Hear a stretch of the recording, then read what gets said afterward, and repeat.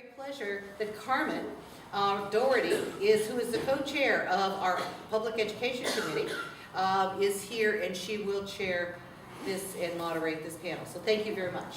Thank you.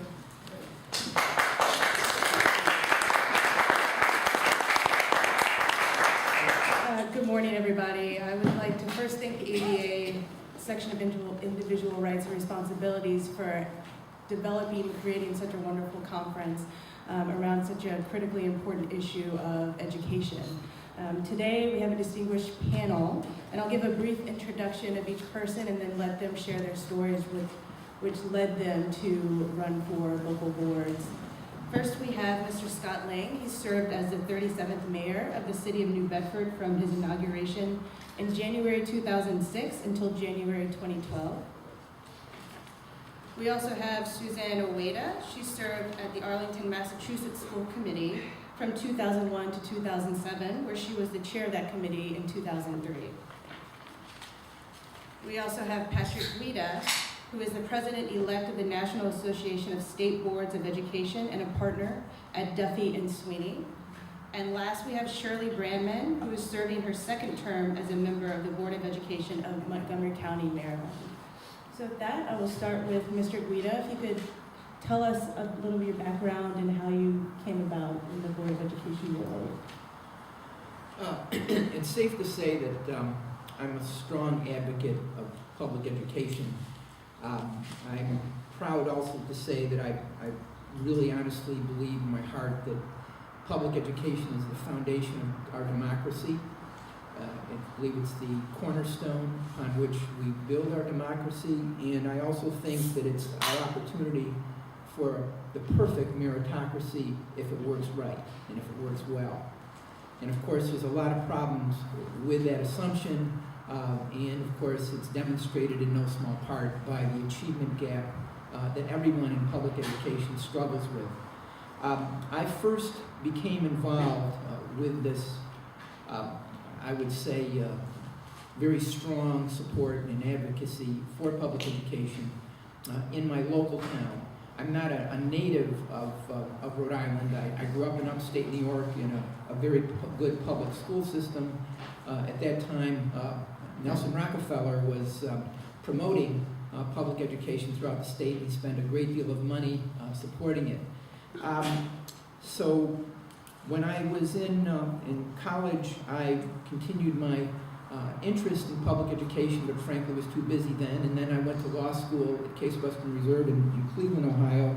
And after that, I lived for a few years in Cleveland practicing law, but again, very much on the periphery of public education, but in Shaker Heights where we lived, in that particular community had a very, very good, well-known public education system, and that even encouraged and supported my original inclination to get more involved because I could see how well it could work, even in a community where there was a fair amount of diversity.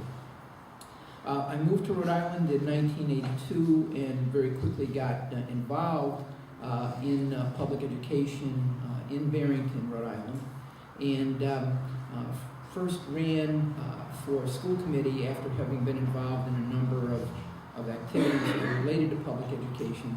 First ran in 1996. I was elected then, and I can tell you that running for a school board, and by the way, I mentioned that in Rhode Island and Massachusetts they have school committees rather than school boards. That's how they're designated. We think the rest of the 48 states have got it wrong, but in any event, there are school committees in Rhode Island and in Massachusetts. And it is a very political process. It is not unlike any other political process in that you need to identify who the constituency is and determine whether or not you're a good fit to be on a school board, as you might decide if you're a good fit to be on a town council or a city council or anything else. That particular community where I live is a very strong supporter of public education in Rhode Island, and so there was a certain consistency with my own philosophy in being a strong supporter for a good local public education system. and where the community was coming from. Yeah, I found very quickly that particularly the mothers of the children in that community will sniff out a phony really quickly. You can say all the right things, but if you're not truly an education advocate in a community like the one I live in, you are doomed to failure, and you will not, frankly, enjoy much success in that political process. But so I did all the things. I walked my neighborhood.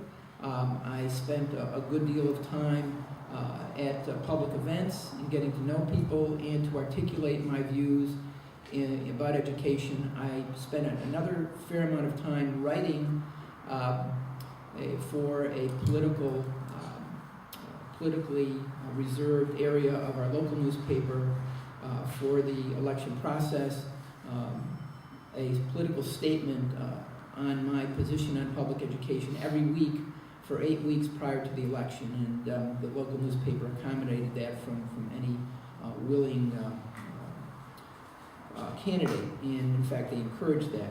So in fact there were the same things you might find in the political process: bumper stickers and handshaking and all of that. Again, the real difference is that I believe that if you don't have a genuine passion for public education, then you're going to find that it's a very difficult and frustrating process, and you're not likely to last very long. It is a lot of work, and it's very, very time consuming. My local school board has 2 meetings a month. There are 3,500 kids in the district. It's a community of about 16,000 people. But I can tell you that there is a lot going on, and those 2 meetings a month normally find their way to expand to 3 or 4 or 5 meetings a month, particularly if there's either a strategic planning process going on, or if you're in a search for a superintendent, or any of those types of activities. It's very time consuming. So what I would say is that for those of you who might be interested, and I encourage lawyers to get involved in this process, because I do feel that it's a very rewarding one. Although I will say, when people ask me, you must really enjoy this because you've been doing this for 16 years now, I say, I'm not sure enjoy is the right word. I think I get this satisfaction out of doing something for kids, but I don't think that I necessarily could say I enjoy it the way I do if I'm going fishing or something else, really truly recreation. But there's a lot of opportunity in school board if you really want to feel like you're going to be able to make some kind of a difference. And when I say that, what I mean is you can get involved in your state association of school boards, and through there you can influence to some extent policy at your state level. Then you can go on to get involved in your national school board association. In fact, they had their annual meeting here in Boston just 2 weeks ago.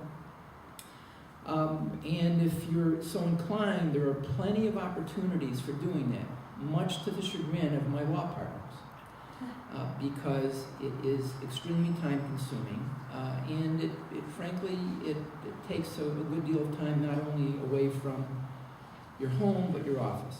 So it's a delicate balance, but one that I think is worthwhile. And if given the chance, I'll explain a little bit about my state board role a little later, but I think I'd like to turn it over now to some other folks. Great. And once the speakers have given their brief statements, I'll have some questions, then we'll open it up to the audience for your questions. Next, we'll hear from Suzanne. Thank you, and thank you, Kate, for inviting me here this morning. My name is Susanna Ueda, and I live in Arlington, Mass., which is really right down the road. There's Boston, then Cambridge. If you follow Mass Ave, you'll end up in Arlington. We're not an urban district by any stretch of the imagination, but we're not really quite suburban either.